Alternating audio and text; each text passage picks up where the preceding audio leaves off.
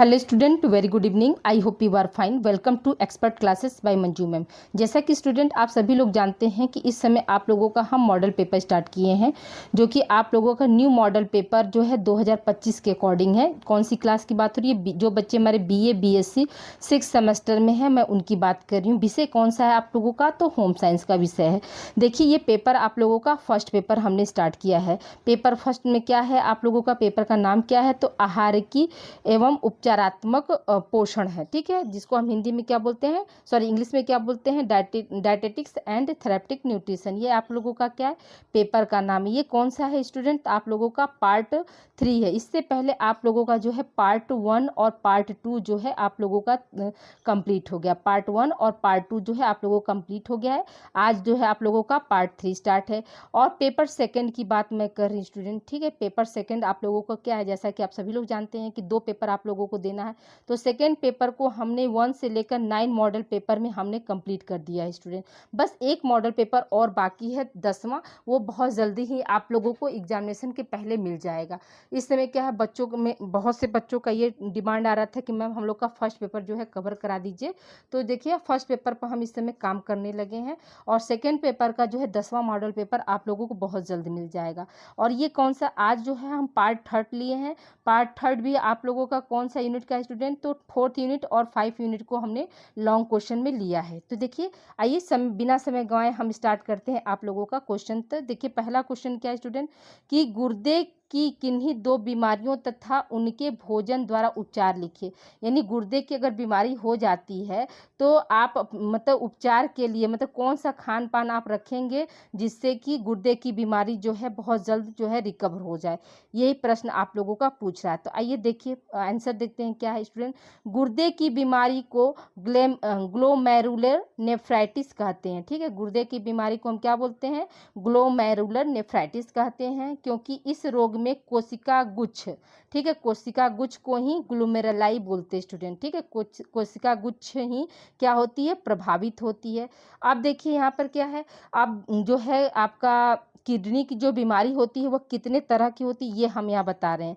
तो देखिए, पहला टाइप क्या है, तीव्र तथा दीर्घकालीन ग्लोमेरुलोनेफ्राइटिस, जिसको हम इंग्लिश में क्या बोलते हैं, एक्यूट एंड क्रोनिक ग्लोमेरुलोनेफ्राइटिस बोलते हैं। दूसरा क्या है आपका, नेफ्रोसिस नेफ्रियोसिलेरोसिस, ठीक है, ये आपका दूसरा है। तीसरा बीमारी क्या है, यूरेमिया है। और चौथा बीमारी क्या है आपका, गुर्दे एवं मूत्र मार्ग में पथरी का बनना। स्टोन आप सुनते हैं ना कि उनको स्टोन हो गया, किडनी में स्टोन हो गया, तो यही चीज़ है। तो ये क्या है, 4 आपको बीमारी का जो है नाम हो गया। लेकिन आपको सिलेबस में पढ़ना क्या है, तो आपको सिलेबस में सिर्फ पहला ही बीमारी पढ़ना, एक्यूट और क्रोनिक जो है गुर्दे की बीमारी क्या होती है इसी के बारे में पढ़ना। तो आपके सिलेबस में जो इसको ग्लोमेरुलर की जगह पर क्या लिखा गया स्टूडेंट, रीनल लिखा गया, ठीक है।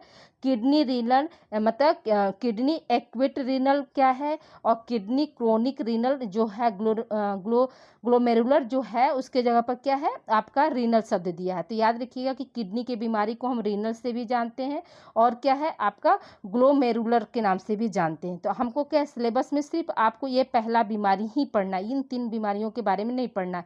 बस हम यहाँ पर आपको बता दे रहे हैं कि जो किडनी की संबंधित जो है ये क्या है, 4 बीमारियाँ होती हैं और 2 बीमारियों के बारे में लिखना है। तो 2 बीमारी कौन सा आपका, एक्यूट हो गया और क्रोनिक हो गया, ठीक है।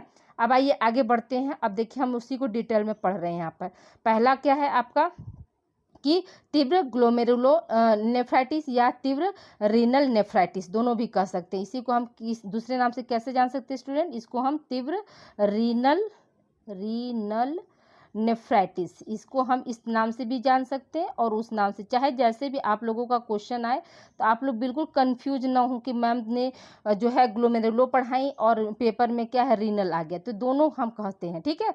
अब देखिए यहाँ पे क्या है, यह रोग मूत्र संक्रमण से होता है, जो हम बोलते हैं ना यूरिन इन्फेक्शन हो गया, ठीक है। तो यूरिन इन्फेक्शन जो है किसका है आपका, तो जो है तीव्र रीनल नेफ्राइटिस का लक्षण होता है। इससे ज़्यादातर बच्चे वह होगा यहाँ पर, ठीक है, वह किशोर प्रभावित होते हैं। इस रोग में मूत्र का मात्रा में विसर्जित होने लगता है, ठीक है। इस रोग में मूत्र का मात्रा में मतलब अधिक मात्रा में जो है विसर्जित होता है, लेकिन कुछ तत्व जैसे रक्त व एल्ब्यूमिन की मात्रा बढ़ जाती है। ठीक है, कोशिका गुच्छ यानी ग्लूमेरुलाई विषाक्त व नष्ट होने लगती है। इस बीमारी के लक्षण 1 हफ्ते तक बने रहते हैं, लेकिन ठीक है, ये देखिए पूर्णतः, ठीक है, यहाँ पर पूर्णतः लिख, ये टाइपिंग थोड़ा सा गलत ले लिया है स्टूडेंट। ठीक है, पूर्णतः ठीक होने में रोगी को कम से कम 3 से 4 महीने लग जाता है। यहाँ पर पूर्णतः नहीं होगा, पूर्णतः। ठीक है, पूर्णतः यानी पूरी तरह से। अब आइए देखिए इसके लक्षण क्या क्या है। तो देखिए मूत्र में रक्त एवं एल्बुमिन विसर्जित होने के कारण शरीर में क्या होती है, सूजन आ जाती है।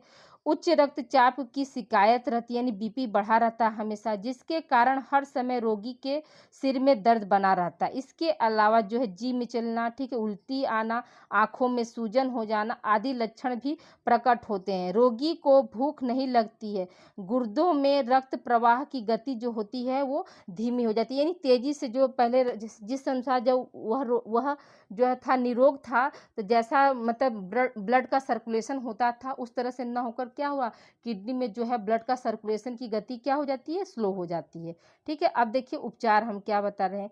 तो भोजन के द्वारा उपचार हम कैसे करेंगे। तो देखिए इस रोग की अवस्था में भोजन द्वारा उपचार सबसे ज़्यादा अधिक लाभ प्रसिद्ध होता है, प्रसिद्ध होता है। यहाँ पर लाभ सिद्ध होना चाहिए ना स्टूडेंट, देखिए यहाँ पर गलत हो गया है, लाभ सिद्ध होता है। ठीक है, प्रसिद्ध नहीं होगा, लाभ सिद्ध होता है, क्योंकि क्योंकि जी मिचलना, यहाँ पर देखिए फिर गलत हो गया थोड़ा सा, यहाँ पे क्या होगा, जी चलना नहीं, जी मिचलाना, मिचलाना। ठीक है, जी मिचलाना। ठीक है, उल्टी होने के कारण, यहाँ पर बना लीजिएगा, जी मिचलाना तथा उल्टी होने के कारण रोगी पूरी तरह से पर्याप्त आहार का सेवन नहीं कर पाता है। ठीक है, इसलिए रोगी को तरल खाद्य पदार्थ जैसे फलों का रस ग्लूकोज के साथ दिया जा सकता है, या फिर रोगी की अवस्था के अनुसार सिराओं के माध्यम से ग्लूकोज देना चाहिए। ठीक है, तो आप देखते हैं ना सिरिंज के माध्यम से भी क्या होता है, जो रोगी होते हैं उनको जो न्यूट्रिशन वाले जो ग्लूकोज के माध्यम से जो है फलों का रस, दवा, ये सब क्या है हम जो है चढ़ाते हैं, देते हैं। अब देखिए यहाँ पर क्या है आपका ऊर्जा क्या होनी चाहिए, मतलब कितना देना चाहिए। अब एक एक चीज़ को हम बता रहे हैं, यहाँ पर ऊर्जा क्या है, प्रोटीन कितना देना चाहिए, कार्बोहाइड्रेट क्या देना चाहिए, ये सब आप देखिए आहार में क्या क्या हम परिवर्तन करके दे सकते हैं जो किडनी से संबंधित रोगी हैं। तो देखिए इस रोग की अवस्था में ज़्यादातर रोगी बिस्तर पर ही विश्राम करते हैं, इसलिए उसे सामान्य अवस्था से 10% कम कैलोरी वाला आहार देना चाहिए। इस रोग में 1650 से लेकर, ठीक है, क्या है, 1650 से लेकर 1750 कैलोरी दी जा सकती है। तो याद रखिएगा यहाँ पर क्या है, मतलब जब किसी भी व्यक्ति को अगर किडनी संबंधित बीमारी होती है तो उसको कैलोरी कितना देना चाहिए, एक सामान्य अवस्था से 10% कम होना चाहिए, और देना कितना चाहिए, 1650 से लेकर 1750 कैलोरी देनी चाहिए। फिर देखिए प्रोटीन कितना देना चाहिए, तो इस अवस्था में नाइट्रोजन का संतुलन बना रहे, इसके लिए केवल 30 ग्राम तक क्या करना चाहिए, प्रोटीन जो है देना चाहिए, रोगी को देना चाहिए, क्योंकि अधिक मात्रा में प्रोटीन लेने से रक्त में क्या होता है, यूरिया की मात्रा जो है बढ़ जाती है। इसलिए प्रोटीन की मात्रा कितनी रखनी चाहिए, तो 30 ग्राम तक रखनी चाहिए। देखिए अब कार्बोहाइड्रेट क्या है, तो कार्बोहाइड्रेट मतलब कैलोरीज की पूर्ति के लिए जो है पर्याप्त मात्रा में क्या है, कार्बोहाइड्रेट लेना चाहिए। वसा कितनी देनी चाहिए, तो रोगी को प्रतिदिन 50 से 70 ग्राम तक क्या है, वसा देनी चाहिए। विटामिन कितना देना चाहिए, विटामिन और खनिज लवण, तो इस अवस्था में विटामिन का सेवन पर्याप्त मात्रा में करना चाहिए। इसके लिए रोगी को प्रतिदिन मल्टीविटामिन की गोली देनी चाहिए। इसके साथ साथ इस रोग में इस रोग में सोडियम, ठीक है, सोडियम पूर्णतः वर्जित रखना चाहिए। सोडियम यानी नमक, ठीक है, देखिए यहाँ पर क्या, अर्थात खाने में नमक का प्रयोग बिल्कुल नहीं करना चाहिए, और अन्य खनिज लवण को शारीरिक आवश्यकता अनुसार क्या होना चाहिए, देना चाहिए। यानी सोडियम जो खनिज लवण है उसका जो है मतलब बिल्कुल नहीं देना चाहिए, लेकिन अगर हमारे शरीर को और अन्य खनिज लवण की आवश्यकता है, जैसे आयरन की आवश्यकता हो गई, आपकी कैल्शियम की आवश्यकता हो गई, मैग्नीशियम की आवश्यकता हो गई, फास्फोरस की आवश्यकता आवश्यकता हो गई, तो ये क्या है, शरीर की आवश्यकता अनुसार जो है ये सारे खनिज लवण देना चाहिए, लेकिन सोडियम जो है पूरी तरह से क्या है, वर्जित है। किस में? जब किडनी का नेफ्रोसिस होता है। अब देखिए दूसरा नेफ्रोसिस क्या है आपका, तो दीर्घकालीन ग्लोमेरुलो नेफ्राइटिस, ठीक है, दीर्घकालीन ग्लोमेरुलोनेफ्राइटिस। इसमें क्या है, ग्लोमेरुलोनेफ्राइटिस अल्पकालीन रोग की अवस्था होती है, लेकिन कभी कभी ये क्या है, दीर्घकालीन भी बन जाती है। ठीक है, यानी कम समय की अवस्था है, लेकिन अगर जैसे फर्स्ट स्टेप में अगर नहीं पता चला और धीरे धीरे लंबा लंबा समय ले लिया, तो वो क्या हुआ, क्रॉनिक रूप ले लेता है। ठीक है, जैसे आपका क्या था, जैसे आपका ये कोरोना आया था, हम सभी लोग जानते हैं कोरोना आया, तो कोरोना कैसा था, कोरोना जो था दीर्घकालीन यानी क्रॉनिक डिजीज के रूप में आया। ये इससे क्या हुआ, पूरा संसार जो है प्रभावित हुआ। ऐसा देश का कोई कोना नहीं था जहां कोरोना नहीं था। यानी अगर छोटे स्तर पर उसका इलाज हो गया और वो ठीक हो गया, तो वो क्या है, एक्यूट में आएगा। लेकिन अगर जब वही बढ़ते बढ़ते जो है बड़े स्तर पर चल जाएगा और उस मतलब इसका इलाज जो है मतलब लंबे समय तक होने लगेगा, तो वही क्या है, आपका क्रॉनिक में चला जाता है। ठीक है, अब देखिए इसके लक्षण क्या, इस रोग के बढ़ने पर निम्नलिखित लक्षण प्रकट होते, जैसे मूत्र में प्रोटीन व रक्त के कारण उपस्थित होने लगते हैं। ठीक है, मूत्र में क्या होता है, प्रोटीन और रक्त के जो कण होते हैं, यहाँ पर होगा कण, ये टाइपिंग मिस्टेक है, थोड़ा सा बना लीजिएगा, कण भी क्या होते हैं, उपस्थित होते हैं। उच्च रक्तचाप जो है बढ़ जाता है, यानी बीपी जो है बढ़ जाएगी। गुर्दे द्वारा मूत्र को सांद्र बनाने की क्षमता में हानि होने लगती है, यानी जो है गुर्दा क्या करता है, मूत्र को छान कर जिसे उसको गाढ़ा बनाता है, तो वो काम क्या है, किडनी जो है करना कम कर देगा। ठीक है, फिर क्या, जिसके कारण अत्यंत पतला मूत्र विसर्जित होता है, मूत्र स्राव की मात्रा जो है बढ़ जाती है और रात के समय अधिक मूत्र विसर्जित होता है। शरीर में सूजन, एनीमिया, यूरेनियम यानी रक्त में अत्यधिक यूरिया की उपस्थिति की स्थिति जो है उत्पन्न हो जाती है। ठीक है, तो दीर्घकालीन के क्या क्या लक्षण है, तो देखिए पहला क्या आप ऐसे बता सकते हैं कि जो मूत्र में है तो वो प्रोटीन व रक्त के कण क्या होते हैं, मूत्र में आने लगते हैं। आप बीपी जो है रोगी का बढ़ जाता है। गुर्दे की जो क्षमता होती है मूत्र को गाढ़ा करने की, वो क्या होती है, कम होने लगती है, जिसके कारण क्या होता है, जो आपका मूत्र है वो पतला होने लगता है। और पतला मूत्र होने के कारण क्या होता है, रात में अधिक बार जो है बाथरूम आने लगती है। ठीक है, और इस अवस्था में क्या होगा, मतलब ज़्यादा से ज़्यादा अगर मूत्र बॉडी से विसर्जित होने लगता है, पानी निकलने लगेगा बॉडी से, तो शरीर में क्या होती है, सूजन हो जाती है। व्यक्ति क्या होता है, एनीमिया का शिकार हो जाता है। यूरेनियम यानी कि रक्त में अत्यधिक जो है यूरिया की उपस्थिति होने लगती है। ये सब क्या सब आपके दीर्घकालीन मतलब ग्लोमेरुलोनेफ्राइटिस के लक्षण है। अब आइए देखिए हम उपचार की बात करते हैं, तो उपचार में क्या है, इस रोग की अवस्था में भी आहार द्वारा उपचार जो है लाभप्रद सिद्ध होता है। ठीक है, अब देखिए वहां पर लाभप्रद था स्टूडेंट। ठीक है, अब देखिए यहाँ पर क्या है, पहले क्या है, कैलोरी देखिए क्या, उत्तकों के प्रोटीन व कैटाबॉलिज्म क्रिया को रोकने के लिए पर्याप्त मात्रा में रोगी को कैलोरीज दी जाती है। फिर क्या है, प्रोटीन कितना होता है, तो प्लाज्मा में एल्बुमिन की कमी को पूरा करने के लिए पर्याप्त मात्रा में प्रोटीन देना चाहिए। अतः अंडा, मांस, मछली जैसे उच्च प्रोटीन युक्त खाने की चीज भी देनी चाहिए, जिससे रोगी को प्रतिदिन कम से कम 100 से 120 ग्राम क्या हो, प्रोटीन मिलता रहे। ठीक है, अब देखिए यहाँ पर नेक्स्ट क्या है, वसा कितनी है, रोगी को प्रतिदिन जो है 60 से 70 ग्राम वसा अम्ल युक्त तेल दिया जा सकता है, जिससे रक्त में कोलेस्ट्रॉल की मात्रा न बढ़ने पाए। ठीक है, इसके लिए तिल और सूरजमुखी के तेल का जो है हम प्रयोग कर सकते हैं। किस अवस्था में स्टूडेंट, तो याद रखिएगा कि जब मतलब दीर्घकालीन जो है नेफ्रोसिस हो जाता है तब। अब देखिए कार्बोहाइड्रेट की मात्रा हम क्या कर सकते हैं, तो कार्बोहाइड्रेट में देखिए यहाँ पर क्या है, रोगी को उच्च कार्बोहाइड्रेट युक्त भोज्य पदार्थ जो है देना चाहिए। विटामिन और खनिज लवण कितना होना चाहिए स्टूडेंट, तो देखिए विटामिन की आपूर्ति होती रहे, इसके लिए रोगी को प्रतिदिन जो है मल्टीविटामिन की गोली देनी चाहिए। सोडियम क्लोराइड बिल्कुल नहीं देना चाहिए। सोडियम क्लोराइड का सूत्र क्या होता है स्टूडेंट, NaCl होता है, नहीं करना चाहिए। इसके लिए जो है इसके सेवन से शरीर में क्या होता है, सूजन जो है बढ़ जाता है। तो ये देखिए आपका पहला क्वेश्चन जो है कंप्लीट हो गया। अब आइए देखिए हम सेकंड क्वेश्चन की तरफ बढ़ते हैं। दूसरा क्वेश्चन क्या है आपका, तो ये भी आपके मोस्ट इंपॉर्टेंट क्वेश्चन है स्टूडेंट। ठीक है, क्वेश्चन आ सकता है कि पैप्टिक अल्सर क्या है, इसके कारण और लक्षण लक्षण तथा उपचार बताइए। तो देखिए पेप्टिक अल्सर होता क्या है। तो पहला देखिए आमाशय तंत्र पथ का वह भाग जो अम्ल के प्रत्यक्ष संपर्क में आता है। ठीक है, आमाशय तंत्र यानी जो डाइजेस्टिव सिस्टम का है, तो वो स्टमक का जो वह भाग जो क्या है अम्ल के डायरेक्ट कांटेक्ट में आ रहा है। और क्या है, श्लेष्मिक झिल्ली पर पाए जाने वाले खुले घाव को ही क्या बोलते हैं, पेप्टिक अल्सर बोलते हैं। आमाशय व पक्वाशय के अल्सर में आंतरिक श्लेष्मिक सतह पर छोटी छोटी फुंसियां बनकर घाव हो जाते हैं।